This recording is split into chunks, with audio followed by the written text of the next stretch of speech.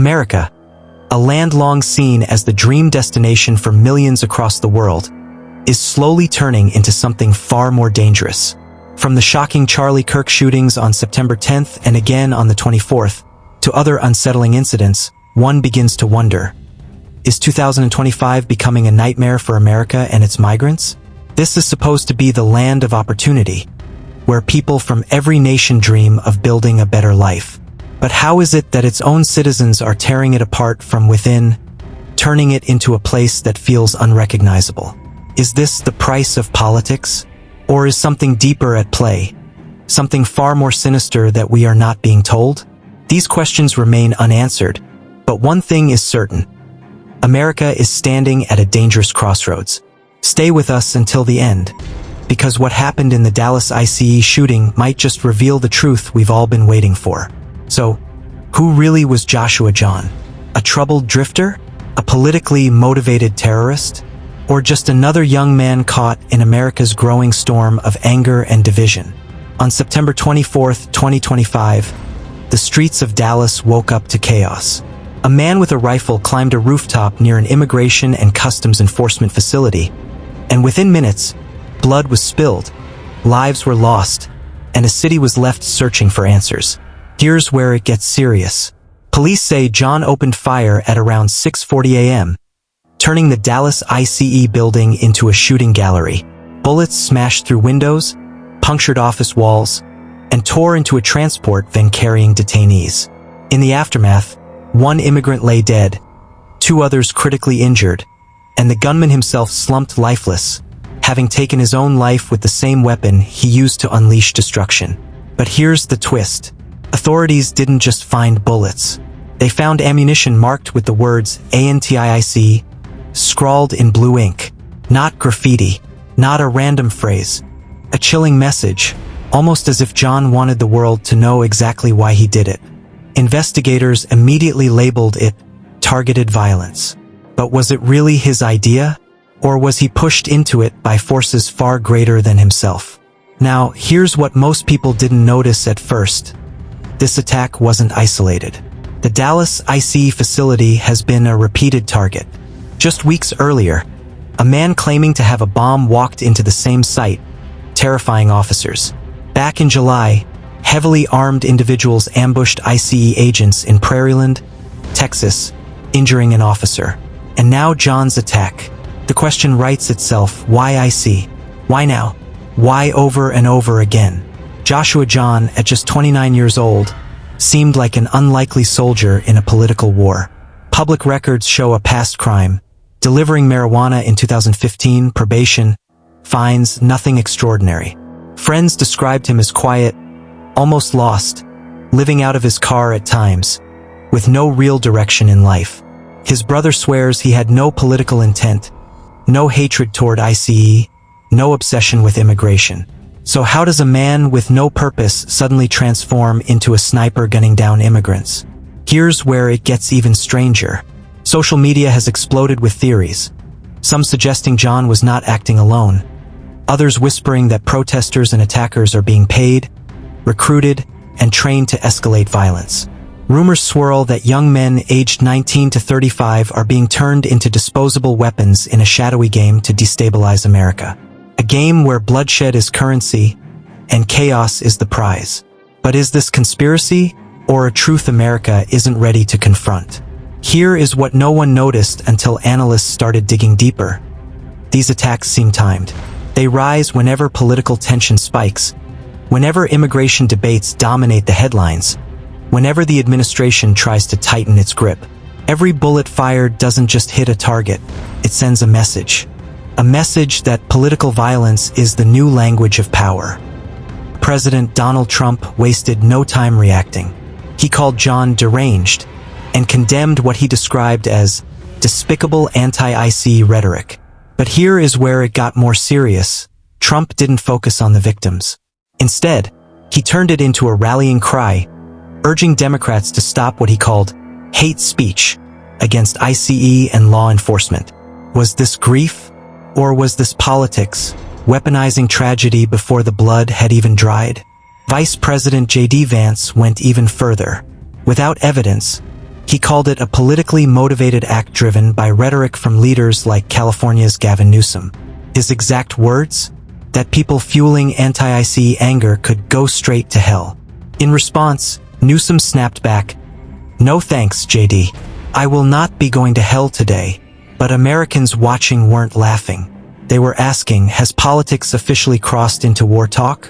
Texas Senator Ted Cruz pleaded for calm, reminding Americans that political opponents are not Nazis, and that democracy depends on disagreement without demonization. But while Cruz spoke of unity, bullets told another story. Unity doesn't stand much chance when people are being killed in detention vans and ICE offices are under siege. Now, let's not forget the victims. Authorities confirmed the 3 detainees shot were undocumented immigrants awaiting transfer.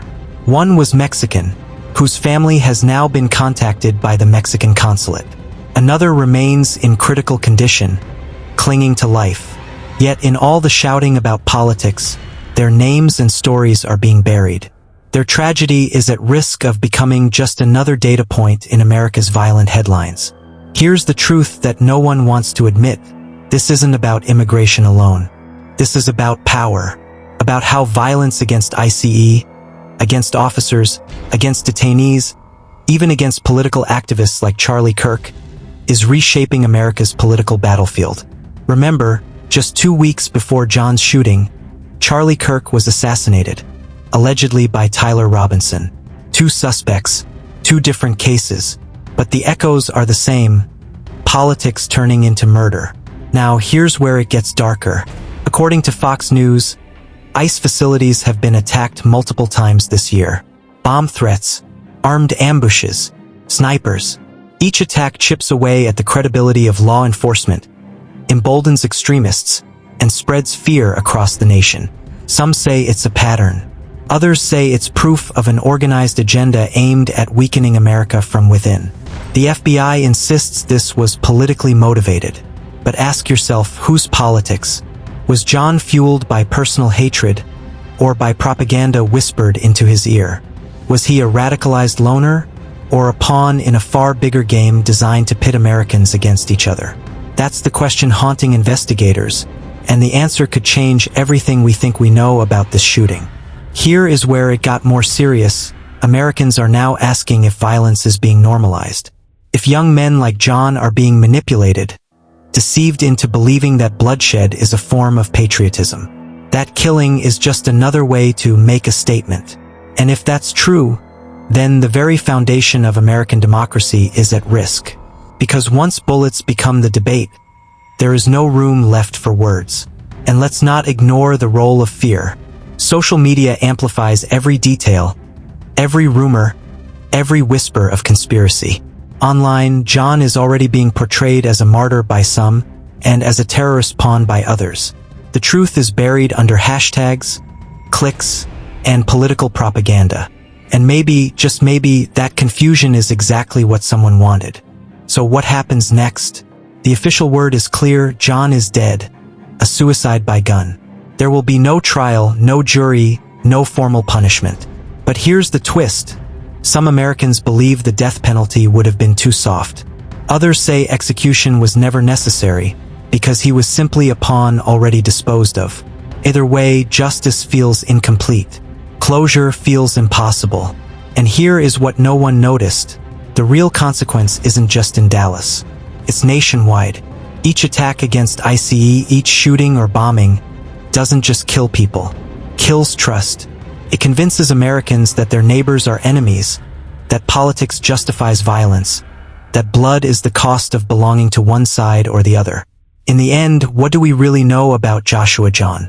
A quiet man with no direction, past conviction, a life on the margins. Yet somehow he became the trigger for a political earthquake. And his death raises the most haunting question of all: who benefits from turning young men into killers? Who profits when America bleeds? So here's the final truth: whether John acted alone or as part of something bigger, the message is the same. Political violence is not random anymore. It is calculated. It is spreading. And if America doesn't wake up, the next Joshua Jahn is already waiting. But we do want to pivot to some breaking news right now as we are getting reports of an active shooter down in Dallas, Texas, and we're following it very closely along with our partners at Fox 4 Dallas. I do believe they have live coverage right now of the situation. Let's take a look. Will not take that, necessarily for granted, in the sense that sometimes there are multiple shooters. Sometimes this is a coerced event. And so by virtue of that, they have to rule those things out. But I would say that probably, or in all likelihood, the threat is over. Nevertheless, they're going to have to do their due diligence to ensure that there isn't any other threat showing up anytime soon. This really close to Parkland Hospital. I just looked, UT Southwestern at this point does not have any like shelter-in-place warning or anything like that. So to me, that sounds like a good sign that they maybe feel like, at least at the hospitals, at least some of these businesses close by, that they aren't spreading out this, like a shelter-in-place warning at this time. Right, so that must mean that they have intelligence and information on the ground that there isn't anyone else fleeing away from the scene that could actually pose a threat to the immediate area. You're right. However, once again, they have to clear the scene. Right. They have to ensure that crime analysis shows up and that, the crime scene folks are there doing their due diligence, and that at the same time, the victims are attended to. So this is going to take hours, not necessarily minutes, to clear the scene. And probably key that they're right near the hospitals, too. I think that's hopefully will help those victims in many ways. Alex, Del Carmen, we appreciate your time this morning. We're going to take a quick break. We'll be right back.